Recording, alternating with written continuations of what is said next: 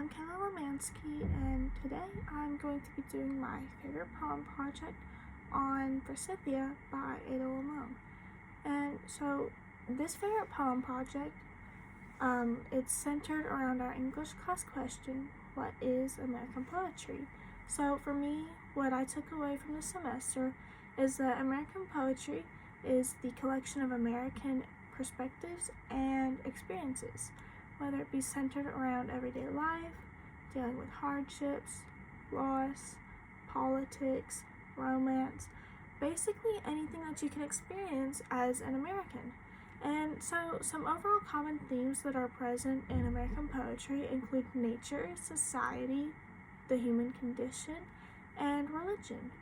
And so I wanted to talk about how Ada Limón embodies this definition and why I chose her to read her poem today.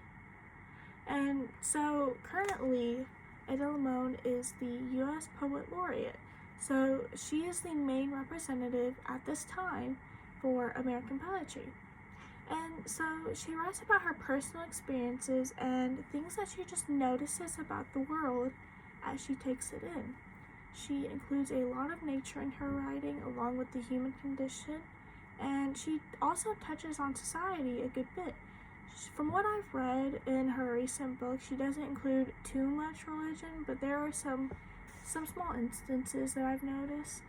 And so her book, The Hurting Kind, which is where I found Forsythia in, it's more about the joy in the world than the suffering. And while she does still touch on those harder subjects, she does focus on the positive aspects of the situations.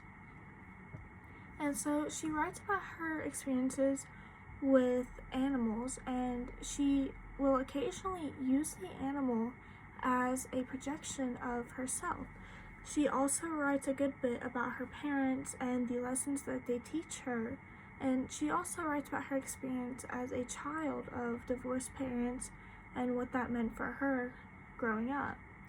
And so Forsythia is about the loss and remembrance of a loved one, which in Ada Limón's case is her stepmother Cynthia. And so I chose this poem because when our class went to see Ada Limón read her newest book, The Hurting Kind, this was the one poem that kind of stuck with me because I could relate to it quite a bit.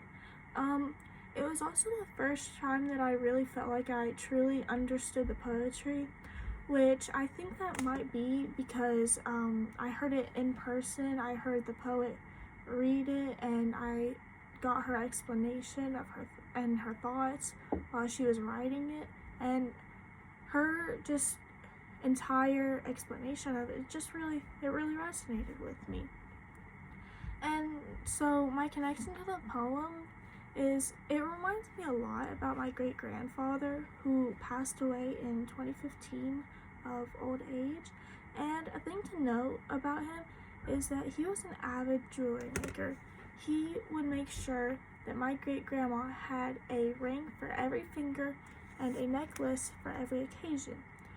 Anytime I visited him, which wasn't too often because he did live in New Mexico and I have been in Tennessee for the last 12 or so years.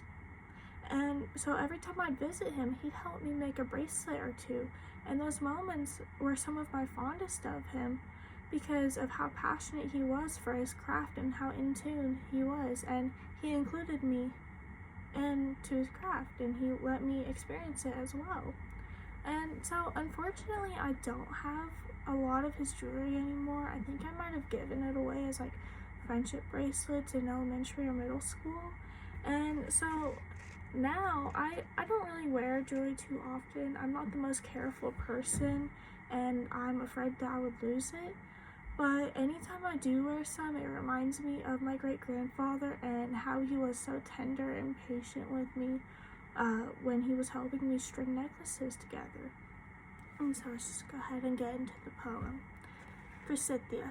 At the cabin in Snug Hollow near McSwain Branch Creek, just spring, all the animals are out, and my beloved and I are lying in bed in a soft silence. We are talking about how we carry so many people with us wherever we go, how, even when simply living, these unearned moments are a tribute to the dead. We are both expecting to hear an owl as the night deepens. All afternoon, from the porch, we watched an eastern towhee fiercely build her nest, and the untamed Forsythia, with its yellow, spilling out into the horizon. I told him that the way I remember the name Forsythia is that when my stepmother Cynthia was dying, that last week, she said lucidly but mysteriously, "More yellow." And I thought, yes, more yellow, and nodded because I agreed. Of course, more yellow. And so, now in my head, when I see that yellow tangle, I say, Forsythia, Forsythia, Forsythia, Forsythia, more yellow. It is night now, and the owl never comes. Only more of night, and what repeats in the night. Thank you.